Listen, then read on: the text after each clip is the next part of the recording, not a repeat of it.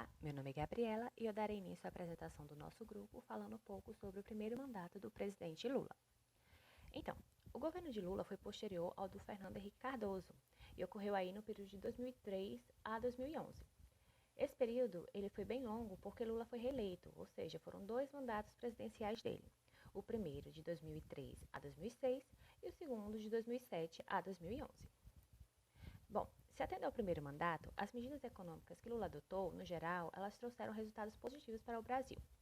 Ele manteve a política econômica neoliberal, do Fernando Henrique e também continuou com 2 aspectos que passaram a ser prioridade nos últimos governos do país, que seriam o controle da inflação, através da manutenção das altas taxas de juros realizadas pelo ministro da Fazenda dele, que foi o Antônio Palocci, mesmo que não fossem tão altas como a do governo anterior, e a outra foi a estabilidade para o real, ou seja, ele tinha também como principal foco manter a moeda brasileira estabilizada.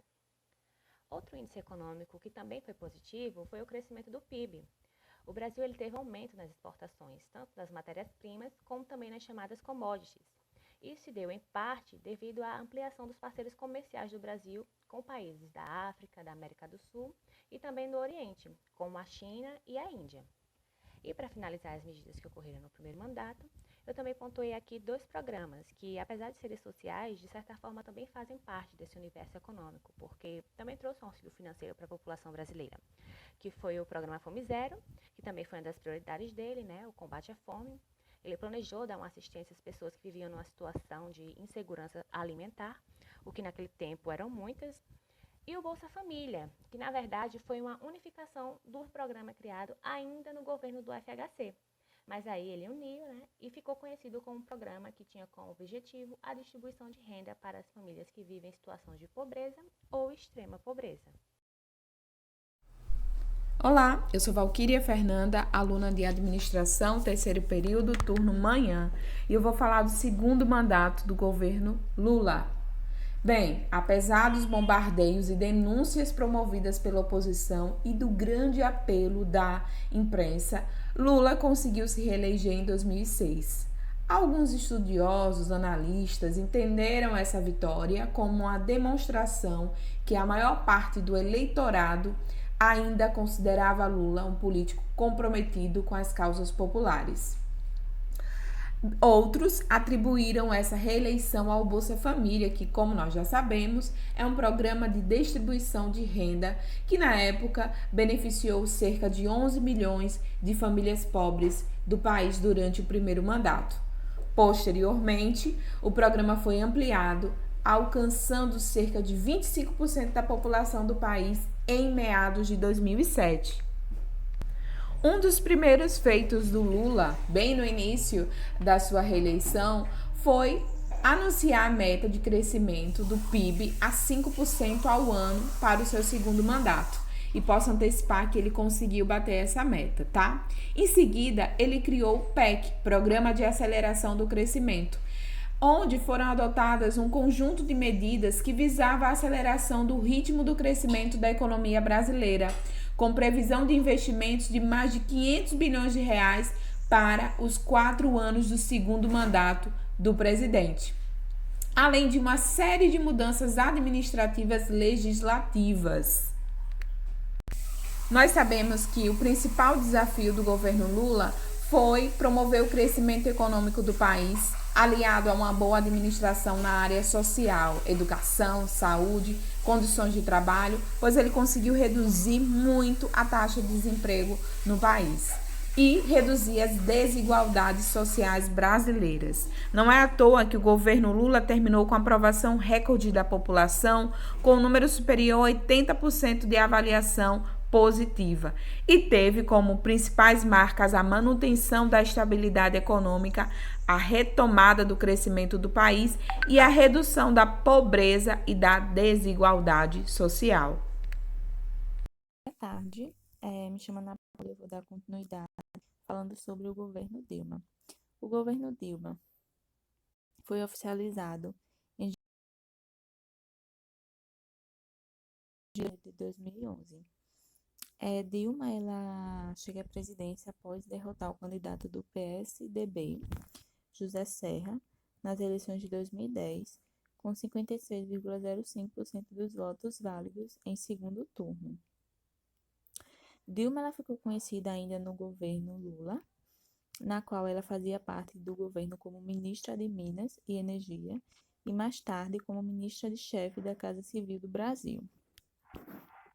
E ela foi uma alternativa à falta de quadros do PT. Então, ela foi a primeira mulher no poder.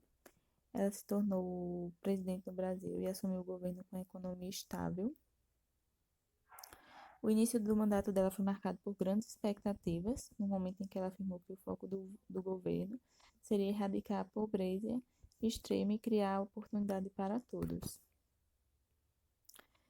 No seu governo existiu uma qualidade de vida, no qual foi feito um reajuste do salário mínimo, que aumentou o poder de compra do trabalhador, e também deu continuidade ao programa Minha Casa Minha Vida, que teve o objetivo de disponibilizar 2 milhões de habitação até o ano de 2014. Em 2013, aconteceu protestos, que ficou conhecido como o protesto dos 20 centavos, que foi devido ao aumento da passagem.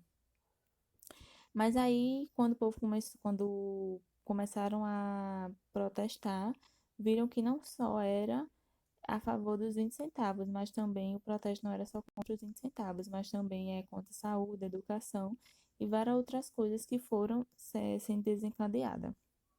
Então, o protesto de 2003 ele foi realizado devido à insatisfação relacionada aos poderes executivos e legislativos, e houve uma grande queda na popularidade da presidente da República, também dos governadores, prefeitos e deputados da maioria do partido do país. No governo de Dilma também existiram denúncias de corrupção, que muitos ministros foram acusados de corrupção e desencadeou também a Operação Lava Jato. Já no segundo mandato de Dilma, que ela ganhou a reeleição em 2014, a reeleição foi anunciada no dia 26 de outubro de 2014, quando 98% das urnas já haviam sido apuradas. Então, o governo de Dilma deveria ter acontecido no segundo mandato de 2015 até 2018. Mas em 31 de agosto de 2016, Dilma Rousseff perdeu o cargo de presidente da República após 3 meses de tramitação do processo iniciado no Senado, que foi o processo do impeachment, e logo então quem assumiu o governo foi o presidente Temer, o vice, né? Então agora Ruth vai dar continuidade falando sobre os aspectos positivos e negativos do governo de Lula e Dilma. Eu me chamo Ruth e vou dar continuidade falando sobre os aspectos positivos e negativos das políticas econômicas do governo de Lula e Dilma. Bom, durante o governo de Lula, em relação às políticas econômicas, os aspectos positivos são a manutenção da estabilidade econômica, porque ele manteve a política econômica de Fernando Henrique, FHC, com inflação controlada e o real estável. A diminuição da pobreza, com investimento do governo no programa Fome Zero, aumentando o salário mínimo dos trabalhadores, criou Bolsa Família, como também programas educacionais, dentre outros. Teve também o fortalecimento do mercado interno, que mesmo com a crise econômica em 2008, que foi iniciada nos Estados Unidos, né, não abalou o Brasil de maneira mais grave. Então, os aspectos negativos foram os casos de corrupção nesse governo, como o mensalão, que era um sistema de pagamentos ilícitos, e também a persistência das desigualdades sociais e regionais. Né? Um grande fator do aumento dessas desigualdades é a privatização da riqueza no mundo.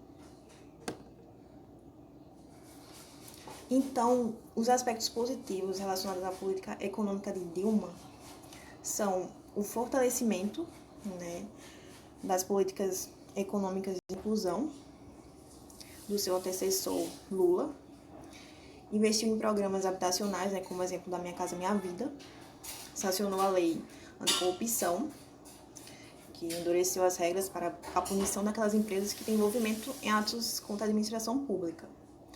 Agora, os exemplos de aspectos negativos foram o esquema de corrupção, né, como exemplo do caso que ocorreu na Petrobras, as pedaladas fiscais. Então, essa prática do Tesouro Nacional tem o intuito ali de atrasar de maneira proposital o repasse do dinheiro para os bancos, tanto público quanto privado, e também para o INSS.